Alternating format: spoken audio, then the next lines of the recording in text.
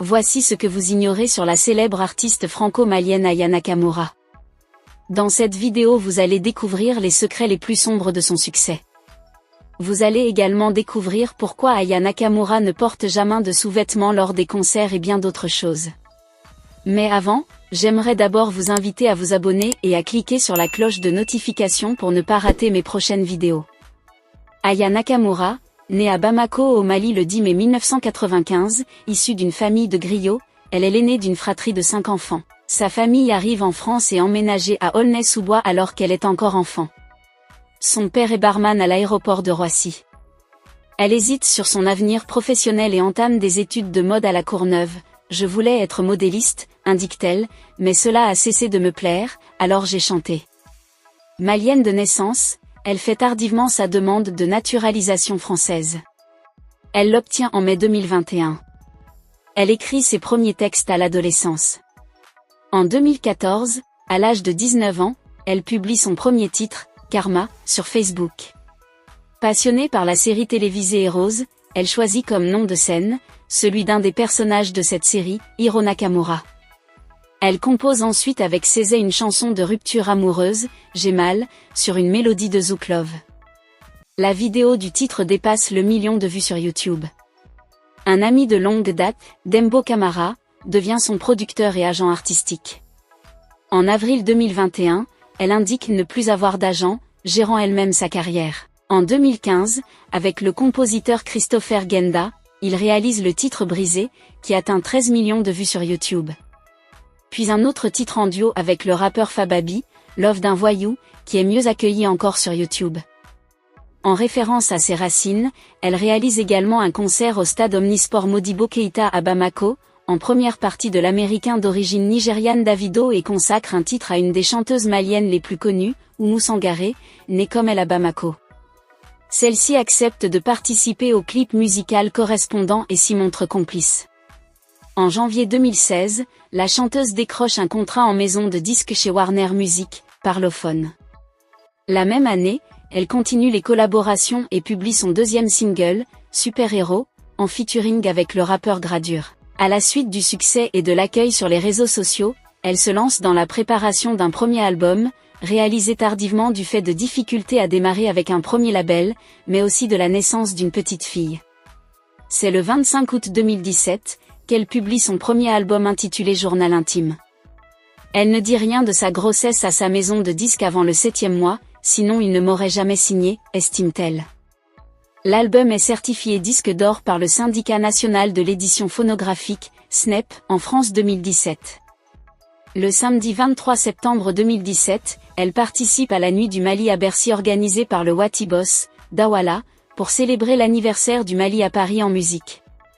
Elle partage la scène avec Oumou Sangaré et d'autres artistes maliens tels que Cheikh Amadou Tidiane Seck, Lassana Awa, Mokobe, etc. L'album sera plus tard certifié disque de platine en mars 2020. En avril 2018, Aya Nakamura sort un titre, premier extrait d'un futur album, intitulé Dja qui se positionne 2 semaines consécutives à la première place du top singles français et certifié disque de diamant.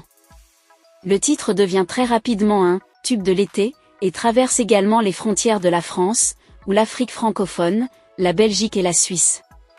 Il rencontre un franc succès aux Pays-Bas où pour la première fois une chanson francophone d'une artiste féminine prend la tête des ventes depuis 1961, époque où Édith Piaf avait déjà réussi cet exploit avec Je ne regrette rien.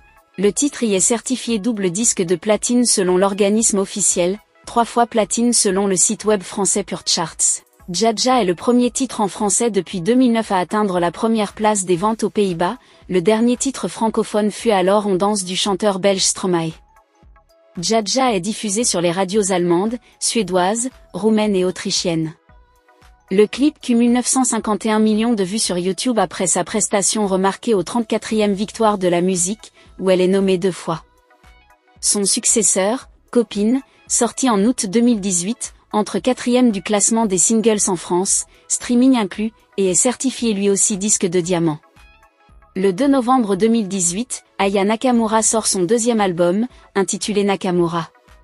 Cet album fait connaître la chanteuse du grand public, une notoriété grandissante propulsée par des singles au fort succès commercial. Le 10 novembre 2018, elle participe à la 20e édition des Energy Music Awards au Palais des Festivals de Cannes, où elle est nommée dans 2 catégories, Révélation francophone de l'année et Chanson francophone de l'année avec le titre Dja Dja.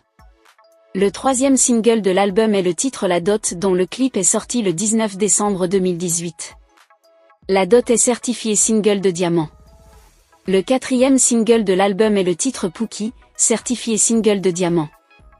Fin juin 2019, a lieu la 19e édition de la cérémonie américaine BET Awards où elle est nommée dans la catégorie meilleure artiste internationale, elle y représente la France aux côtés de Dossé.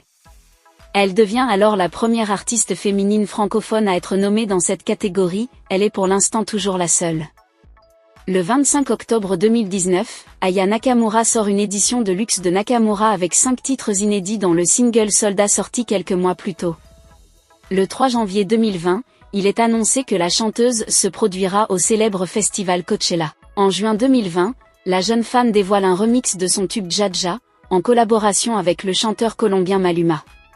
Celui-ci a été visionné plus de 50 millions de fois sur YouTube. L'album est officiellement certifié disque de diamant en France avec plus de 500 000 ventes. Il est également certifié disque de diamant à l'export, par le CNM, avec plus de 500 000 ventes à l'étranger. Au total, l'album cumule 1,3 million d'unités vendues dans le monde. Au cours de sa carrière, Aya Nakamura a reçu de nombreux prix et distinctions, dont plusieurs trophées lors des Energy Music Awards. Elle compte des millions d'abonnés sur les réseaux sociaux et ses vidéos cumulent des centaines de millions de vues sur YouTube. Après une publication de la vidéo de la chanteuse malienne sur les réseaux sociaux après un concert, beaucoup de fans ont réagi par rapport à l'habillement de la star. La vidéo est devenue très virale et a suscité la réaction de plusieurs internautes. Un fan a réagi en commentaire sans crainte. Aya, pourquoi tu ne portes pas de sous-vêtements lors de tes grandes prestations? Tu détournes la jeunesse en agissant ainsi. Nous te suivons de près, parce que tu as un talent incroyable. Nous allons toujours te suivre, mais change ta façon de t'habiller, a-t-il déclaré.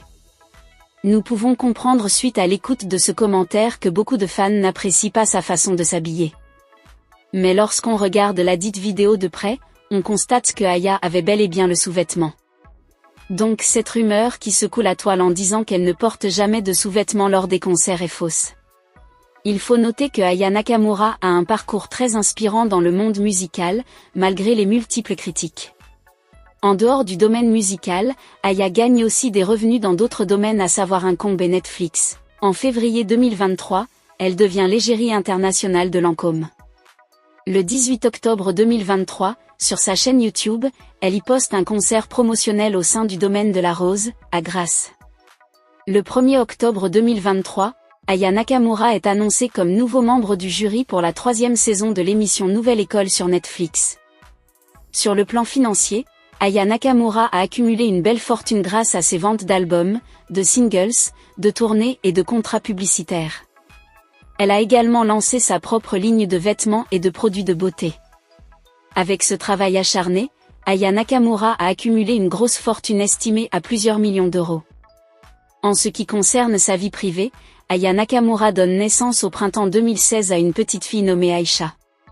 En décembre 2020, pour la première fois sur les réseaux, elle s'affiche en couple avec le producteur de clips vidéo Vladimir Boudnikov. Après une grossesse discrète, le 6 janvier 2022, Aya Nakamura donne naissance à une fille dont le père est Vladimir Boudnikov.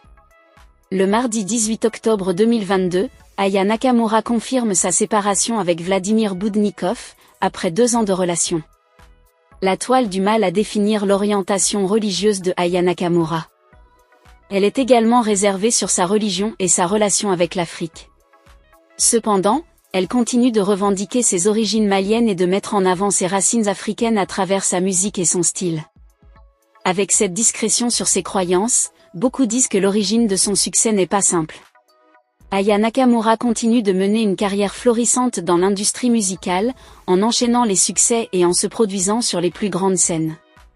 Elle reste une artiste incontournable de la scène musicale française et internationale. Si ça vous a plu, n'hésitez pas à vous abonner et à cliquer sur la cloche de notification pour ne pas rater mes prochaines vidéos.